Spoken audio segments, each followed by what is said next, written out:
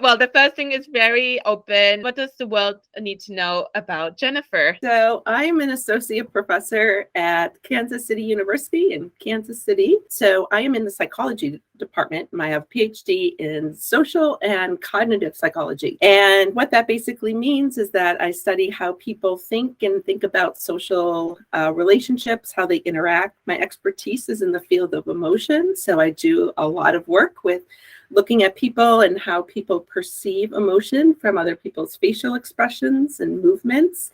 I'll be honest, one of the reasons I was interested in doing this is because I was a totally different person when I was a child than what you might get from me right now, and that I like to talk a lot now, but I was a very quiet, meek child. I was really well behaved, succeeded academically, grew up with one sister in the Midwest with mom and dad, raised to go to church and all of those good Midwestern values.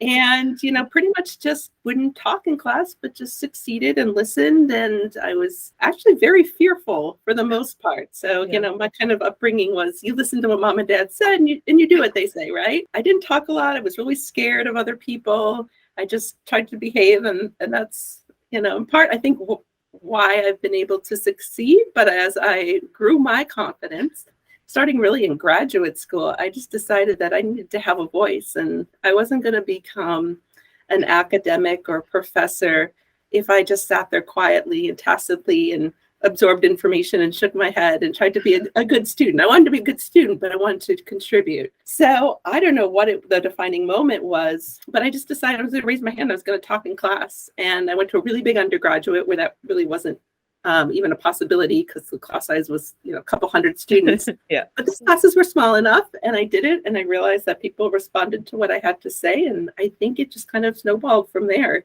That initial interaction was well received. And then I realized I can do this. That's really, really cool. Awesome. Just to start off with, what does confidence mean to you in your own words? Yeah, I think for me, confidence is the ability to do what you want to do. Mm-hmm. And I mean, it sounds very simple and it sounds like it should be easy, but it's not an easy journey, as I've just alluded to from, my experience.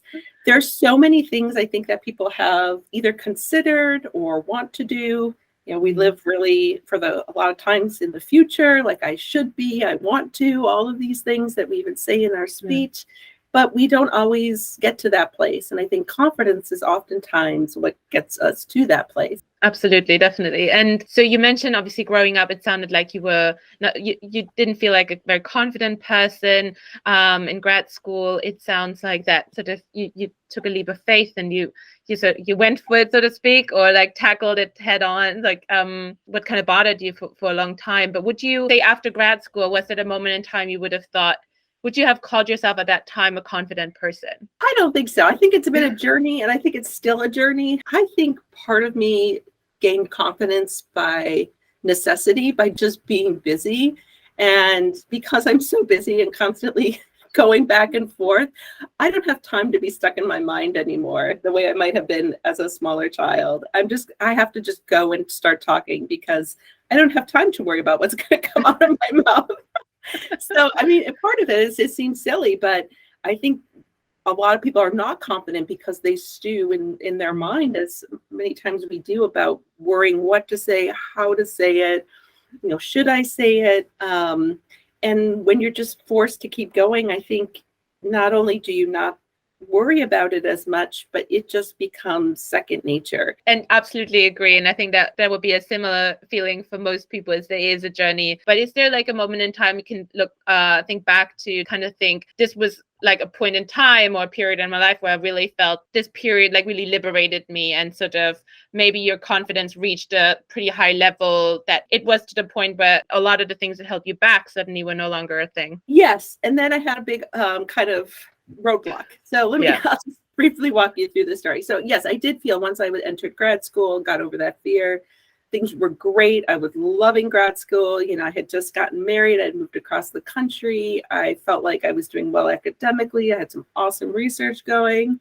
And around my third or fourth year of graduate school, so towards the end, I was in a pretty bad accident and I got hurt to the point where part of my hand doesn't function, part of my right hand. And that was a huge slap in the face, I guess, if you want to say. I don't know if that's the best metaphor, but it knocked the confidence right out of me. In fact, one of my mentors at the time told me, you know, your career's over. You might as well just go and drop out of grad school. And Wow. I said, no, I've worked way too hard to do that. And I have a year left. I'm collecting my dissertation data now. And I said, it doesn't matter how it gets done. It's going to get done. Yeah. And, you know, there was a lot of physical recovery, emotional recovery, but that was definitely a point where I felt like at the bottom of the barrel. Like I was just going down, green light, and it came to a hard stop. Yeah. And it took a while to build up that momentum again and get back to the, you know, driving down at 65 on the highway. And certainly now I still come up against roadblocks once in a while, but I feel like I'm better able to navigate them because of that really dramatic and traumatic experience in terms of knowing that I am resilient. And so I think the other side of confidence is resiliency. No, definitely. And do you, in those particular, I mean, you mentioned, you talked me through the first stage around the grad school, and you know, went for it, you raised your hands, you made yourself heard.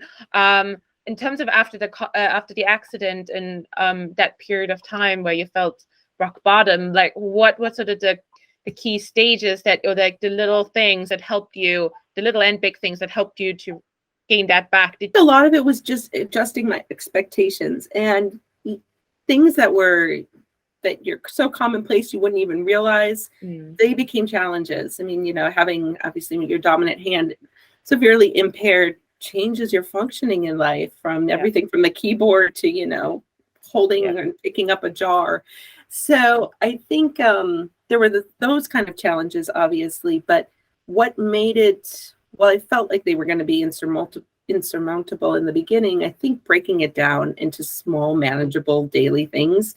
Yeah. And do you remember how long it took you in that second instance to get to that place where you felt like, you know, I think I'm good, I feel strong, I feel resilient? Definitely a journey. I would say, you know, I think the bigger the hurdle or the bigger the obstacle, the longer it takes to feel that way. You know, I still have my moments of doubt. My son is 11 now, and I'm still like, am I doing this right? But, you know, then there are also moments where, you know, you sit back and you smile to yourself and say, I must have done something right, because, yeah, he's a pretty good kid. But, you know, confidence doesn't, I think, come easy for a lot of people. And so for me too, it's still a journey. And yes, my busy lifestyle dictates oftentimes that I just go and, you know, maybe not worry about so much about what's going to come out of my mouth. Absolutely. I like that. It was very simple. Were there particular light bulb moments in your journey where that set you free almost? Like it was a realization about yourself, and that really sort of almost catapulted you forward, those aha moments? I think for me is realizing that every problem has a solution. And sometimes the solution is going to be quick and dirty, and sometimes it's going to take years to wrestle through. No, I love this. And it's very similar, like it's not exactly the same, but it's very similar to what I've adopted for myself a while ago. Was just, you know, whatever painful moment there might be, it's very easy to get absorbed into the emotional state of it. And there's no shame in that either. You know, you just sometimes need to cry it out, and that's okay. And in terms of like, you know, thinking about not so confident Jennifer and confident Jennifer, what are sort of, how would you describe that difference? What does the confidence allow you to do that otherwise you couldn't? For me, I think it's honestly, this sounds like an overstatement, but I mean, my entire career, I wouldn't have been here if I hadn't been confident and taken that first step. I tell this to my students too: keep an open mind and don't turn down any possibilities. And I think that, the other piece of advice I have, I'm not sure how much it relates to confidence, would be, you know, don't judge people by what you see outside. Judge people by their behavior. No, but it's so true. I have one final question, and that's someone who's really struggling with their confidence. Maybe they've never felt confident. What would be your words to them to start building it? My biggest piece of advice would be that spend less time worrying about what other people think about you, and spend more time in the present doing things that matter, whether it be matter to you or matter to other people. And so one of the most helpful things that I've found, and I tell my students, is, what if you told your story and write it down and then you put it into third person, how would you treat that person? And think about how different it is than what goes through your mind about yourself every day.